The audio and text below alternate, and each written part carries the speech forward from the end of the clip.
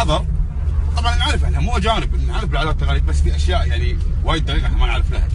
المهم وكاد قال لي اللي قاعد على يساري اسمه نواف طرقي ظفيري، قال لي نجاك صافي وقهواك قهوه شماليه يا جماعه، حاكمه كأنها قهوه.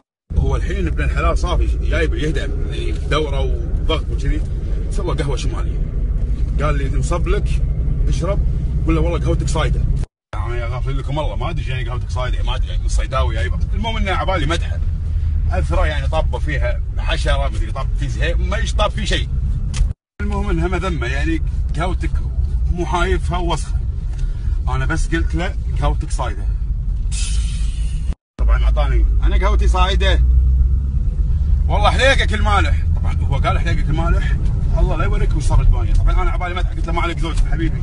بس والله من ذاك اليوم وهذا يوم غير القهوه التركيه ما اشرب.